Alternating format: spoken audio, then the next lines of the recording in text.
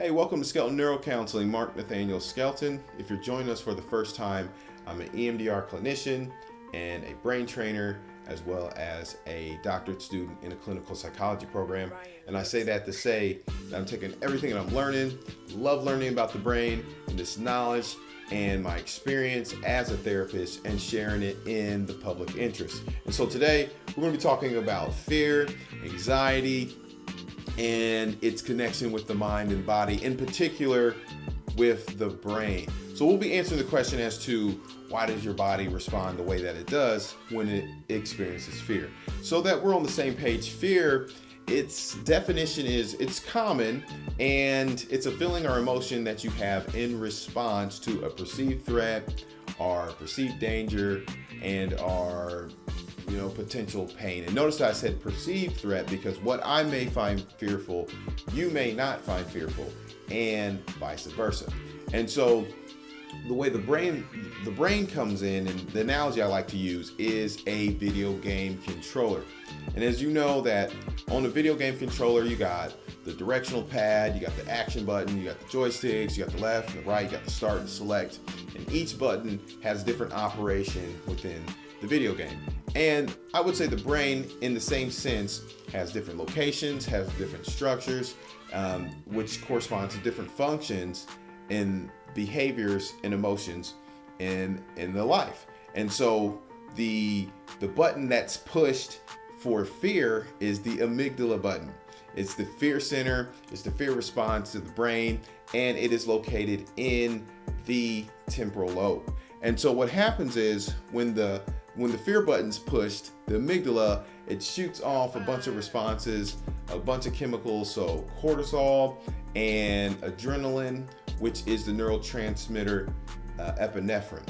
And this whole process of the neurons and the neurotransmitter, I call the angels of the brain, because it sends messages for the body to take certain actions. So when you perceive fear, this is what helps explain why you may start sweating, or your eyes may dilate, or your heartbeat may go up, or your stomach may tighten up, or you may begin to flex your muscle because you're kind of going into attack mode.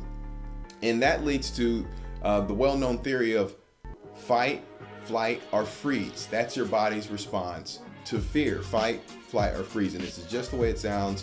Fight means you're ready to take on this threat. Flight means you're getting out of dodge. Freeze means this is so overwhelming, I don't even know what to do, and you kind of pause. You metaphorically are paralyzed. And so there are times when this is healthy, like when you're fighting in a war or maybe defending yourself against a burglar. But there are times when this fear response is unhealthy, and that's when you're going through your day-to-day activities in fear mode.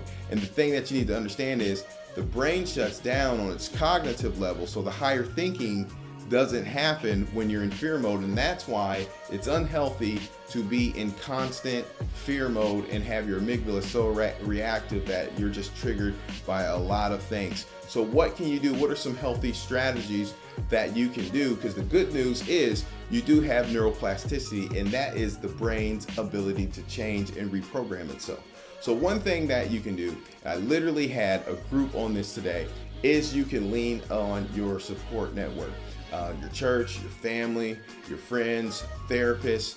There's an EMDR, when I mentioned that earlier, that's an evidence-based approach that you can use to get rid of some of the emotional responses that come from PTSD type symptoms. Also, you can have positive self-talk. That means don't go into panic mode when you experience fear. Once again, when that happens, you go from more your logical side to your irrational side.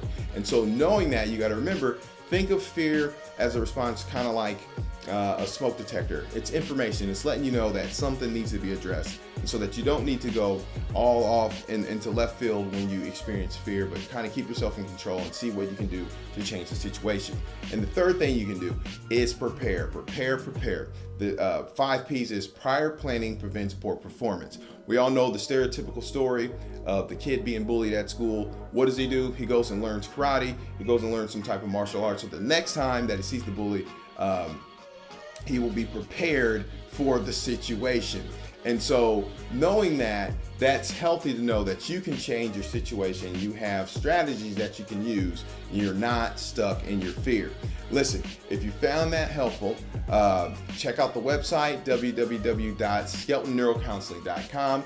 Join the listserv, and we'll send you the latest updates on brain science and mental health.